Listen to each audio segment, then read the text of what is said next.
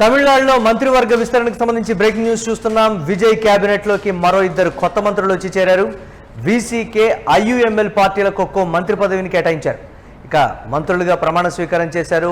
వన్ని Arasu VCK party నుంచి, Shahjahan IUML party నుంచి చేశారు. వన్ని అరసు చేరికతో సీఎం విజయ్ కేబినెట్లో 8కి చేరింది దళిత మంత్రుల సంఖ్య. ముఖ్యమంత్రితో కలిపి మొత్తం 35 మందితో మంత్రివర్గం పూర్తయింది. 1967 తర్వాత తొలిసారి తమిళనాడు ప్రభుత్వంలో కాంగ్రెస్ భాగస్వామి అయింది.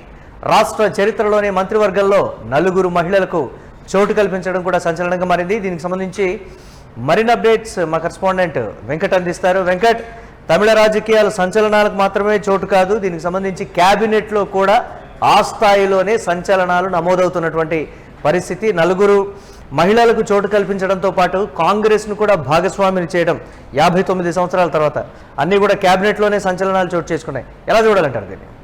తమిళనాడు రాజకీయాల్లోనే కాదు, మంత్రివర్గంలో కూడా సంచలనాలు నమోదవుతున్నటువంటి పరిస్థితి. రాష్ట్ర చరిత్రలోనే 4 మహిళలకు క్యాబినెట్లో అవకాశం కల్పించడంతో పాటు కాంగ్రెస్ పార్టీకి అంటే 59 ఏళ్ల తర్వాత కాంగ్రెస్ పార్టీని కూడా ప్రభుత్వంలో భాగం చేయడం, ఏదో వీసీకే పార్టీ, ఐయుఎంఎల్ పార్టీలకు కూడా ఒక్కొక్క మంత్రి పదవిని కేటాయిస్తూ కూడా అంటే మొత్తం కంప్లీట్ అయిపోయింది 35 మందితోటి ముఖ్యమంత్రి విజయ్తో పాటు కలిపి అనేటువంటి మాట. దళితులకు కూడా పెద్ద సంఖ్యలో అంటే పెద్దపీట వేశారు ఈ మంత్రివర్గంలో అనేటువంటి పరిస్థితి. ఎలా చూడాలంటారు మొత్తం మీద? ఇక్కడ విజయ్ అధికారంలోకి వచ్చిన తర్వాత, అధికారంలో రాకముందు తీసుకున్నటువంటి నిర్ణయాలన్నీ కూడా సామాన్యుడిని టచ్ చేసే విధంగా, కింది స్థాయి వర్గాలను దగ్గర చేసుకునే విధంగానే ఉన్నాయి అనేది అయితే మనం స్పష్టంగా అర్థం చేసుకోవచ్చు. ముఖ్యంగా అతను అంటే డ్రైవర్ కొడుకు సీట్ ఇవ్వటం కానీ, ఆ తర్వాత దళితులకు ఎక్కువ మందికి సీట్ ఇవ్వటం కానీ, అలాగే అగ్ర సామాజిక వర్గాలు అన్నటువంటి వెంకటరామన్ కు బ్రాహ్మణ సామాజిక వర్గం నుంచి, మైలాపూర్ నియోజకవర్గం నుంచి సీట్ ఇవ్వటం, అలాగే దాదాపు 40 ఏళ్ల తర్వాత కేబినెట్ లోకి బ్రాహ్మణ సామాజిక వర్గ వ్యక్తిని అంటే ద్రవిడ ఉద్యమానికి వ్యతిరేకంగా, బ్రాహ్మణులను వ్యతిరేకంగా చూస్తూ ఉంటారు, అటువంటి వ్యక్తిని 40 ఏళ్ల తర్వాత కేబినెట్ లోకి తీసుకోవడం ఒక సంచలనం.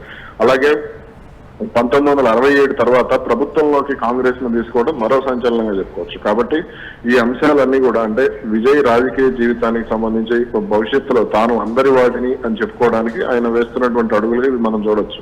అయితే తాజాగా అంటే నిన్న ఇవాళ కలిపి 2 సార్లు కేబినెట్ విస్తరణ జరిగింది. ఈ కేబినెట్ విస్తరణలో భాగంగా అంటే నిన్నే 2 స్థానాలను ఖాళీగా ఉంచినటువంటి పరిస్థితి ఉంది. ఆ 2 స్థానాల్లో వీసీకే కానీ, అలాగే ఇప్పుడు ఐయుఎంఎల్ ముస్లిం లీగ్ పార్టీకి కానీ అవకాశం ఇచ్చినటువంటి పరిస్థితి. అలాగే నిన్న కాంగ్రెస్ పార్టీకి సంబంధించి ఏకంగా 2 మంత్రులకు, 5 ఎమ్మెల్యేలు ఉంటే 2కి ఆయన అవకాశం ఇచ్చారు. దానికి ఖచ్చితంగా అంటే ఒక కృతజ్ఞతగానే మనం చూడొచ్చు అనేది అయితే మనం స్పష్టంగా అర్థం చేసుకోవచ్చు.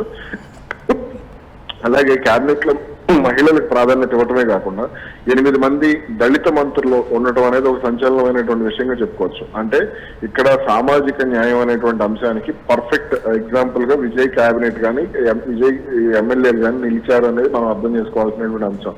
అంటే బ్రాహ్మణ సామాజిక వర్గానికి ప్రాతినిధ్యం ఇవ్వటం ఒకటి, మంత్రిని చేయటం ఒకటి, అలాగే 8 మంది దళిత మంత్రులు ఏకంగా కేబినెట్ లోకి తీసుకోవడం మరొక అంశం, అలాగే మహిళలకు అత్యధిక ప్రాధాన్యత ఇవ్వటం అనేది మరో కీలక అంశంగా చూడొచ్చు.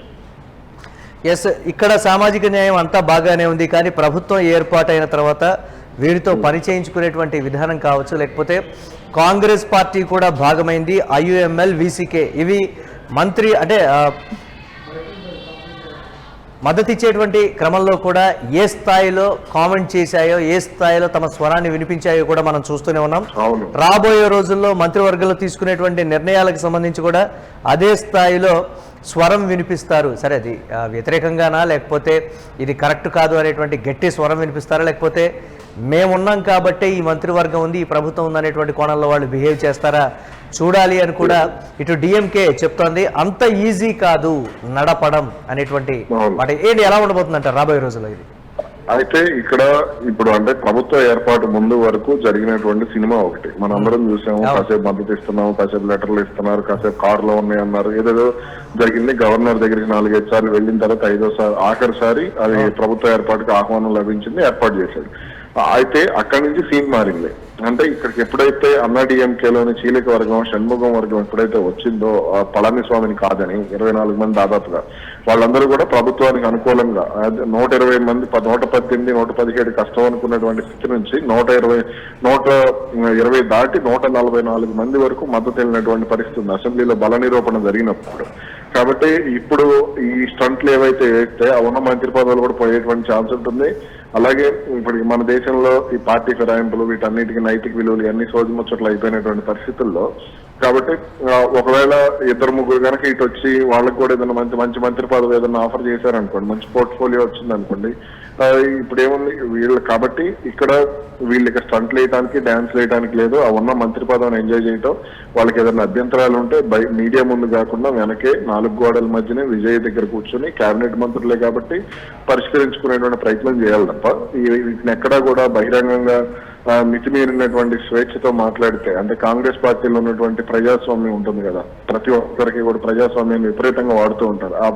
మొన్నటి వరకు ఒకే పార్టీ ఆధిపత్యం ఉండేది. సరే అన్నా డిఎంకేనా వాళ్ళు ఏర్పాటు చేసినప్పుడు వాళ్ళ ఎమ్మెల్యేలతో ప్రభుత్వం నడిచేది. అధినేత ఏ నిర్ణయం తీసుకుంటే అది సరిగ్గా అంటే దాన్ని ఇంకా ఎవరు వ్యతిరేకించేటువంటి పరిస్థితులు, తిరిగి మాట్లాడే పరిస్థితులు. కానీ ఇక్కడ వివిధ పార్టీల సమ్మేళనంతో ఏర్పడినటువంటి క్యాబినెట్లో అదే స్థాయిలో వివిధ రకాలైనటువంటి నిర్ణయాలు ఎవరికి వారి యమునా తీరేలాగా ఉంటుందనేటువంటి మరొక డౌట్ రేజ్ చేయడం కూడా ఏంటి ఇక్కడ విజయ్ కి కూడా అదే స్థాయిలో కంఫర్టబుల్ అట్మాస్ఫియర్ ఉంటుందనేది మనం అర్థం చేసుకోవాల్సినటువంటి మెయిన్ పాయింట్. ఎందుకు అని అంటే 108 మంది ఎమ్మెల్యేలు ఇప్పుడు అతన్ని కాదని బయటకు వెళ్లరు.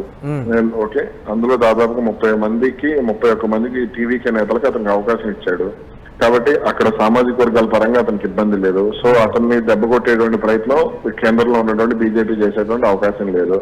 అదే విధంగా ఇక్కడ మరో కీలక అంశం ఏంటి అని అంటే అక్కడ అంటే ఈ చిన్న పార్టీలు ఇప్పుడు అంటే విజయ్ ని డామినేట్ చేయడానికో లేదా విజయ్ ని కంట్రోల్ చేయడానికో ప్రయత్నం చేసేటువంటి అవకాశం కూడా దాదాపుగా లేదు.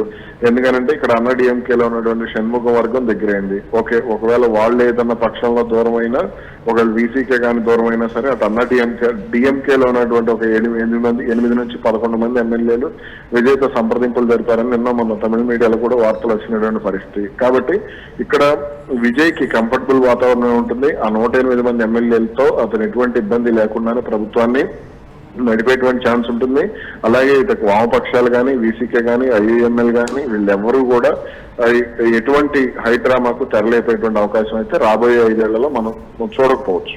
Right, thanks for updates Venkat. ఇక తమిళనాడులో మంత్రివర్గ విస్తరణ నేపథ్యంలో విజయ్ క్యాబినెట్లోకి మరో 2 కొత్త మంత్రులు వచ్చి చేరారు. వారు వీసీకే, ఐయుఎంఎల్ పార్టీలకు చెందినటువంటి వారు. వారి అంటే ఆ 2 పార్టీలకు సంబంధించి ఒక్కొక్కరికి ఒక్కొక్క మంత్రి పదవిని కేటాయించారు. మంత్రులుగా ప్రమాణం చేశారు వన్నీ అరసు వీసీకే పార్టీ నుంచి, షాజహాన్ ఐయుఎంఎల్ పార్టీ నుంచి. వన్నీ అరసు చేరికతో సీఎం విజయ్ క్యాబినెట్లో 8కి చేరింది దళిత మంత్రుల సంఖ్య. ముఖ్యమంత్రితో కలిపి మొత్తం 35 మందితో మంత్రివర్గం అయితే పూర్తయింది. 1967 తర్వాత తొలిసారి తమిళనాడు ప్రభుత్వంలో కాంగ్రెస్ పార్టీ భాగస్వామి అయింది. ఈ నేపథ్యంలో రాష్ట్ర చరిత్రలోనే మరోవైపు 4 మహిళలకు మంత్రివర్గంలో చోటు కల్పించడం కూడా ఒక సంచలనమని చెప్తున్నారు.